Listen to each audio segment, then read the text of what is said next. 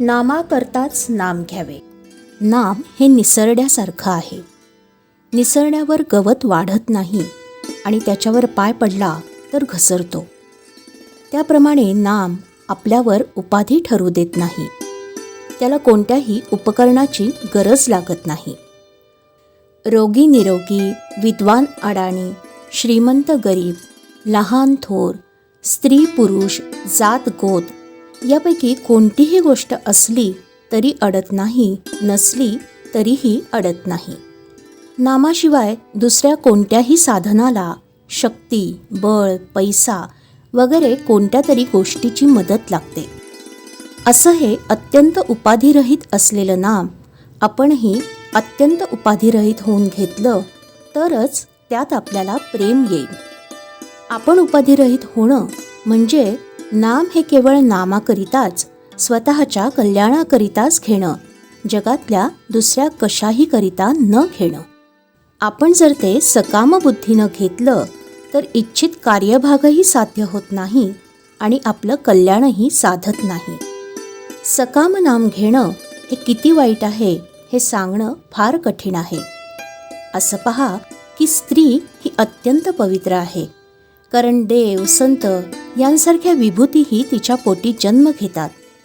अशा स्त्रियांना पळवून नेऊन अनितीने वागायला भाग पाडून त्यावर पैसा मिळवण्याचा धंदा काही लोक करतात. ही किती निंद्य गोष्ट आहे बरं. पण सकाम नाम घेणं ही गोष्ट त्याच्याही पेक्षा कितीतरी पटीने अधिक निंद्य आहे. म्हणून नाम हे नामाकरिताच घ्यावं. त्याचा संबंध आपल्या इच्छा अपेक्षांशी ठेवू नये. नामाकरिता नाम घेतल्याने मन आपोआप अंतर्मुख होऊन जातं. नामाच्या सहाय्यानं मन अंतर्मुख केल्यावर आनंद सापडतो. आपल्या हृदयातच तो सापडतो. आपण 3 गोष्टींकडे कटाक्षानं लक्ष द्यावं. आचरण अगदी शुद्ध ठेवावं.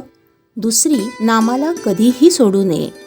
आणि तिसरी, माझा सांभाळ करणारा कुणीतरी म्हणजे सद्गुरू आहे ही जाणीव जागृत ठेवावी.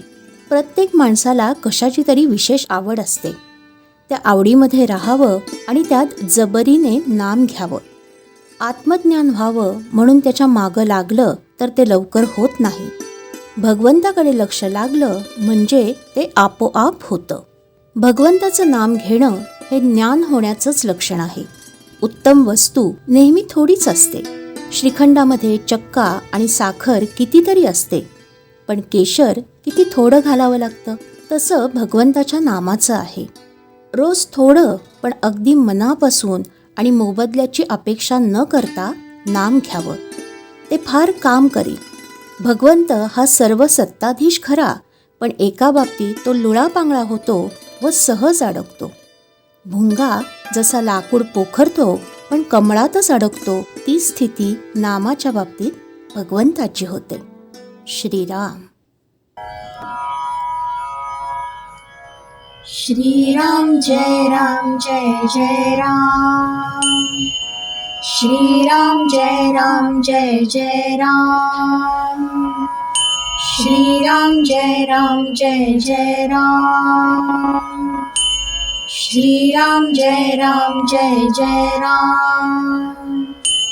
श्रीराम जय राम जय जय राम. श्रीराम जय राम जय जय राम. श्रीराम जय राम जय जय राम. श्रीराम जय राम जय जय राम. श्रीराम जय राम जय जय राम.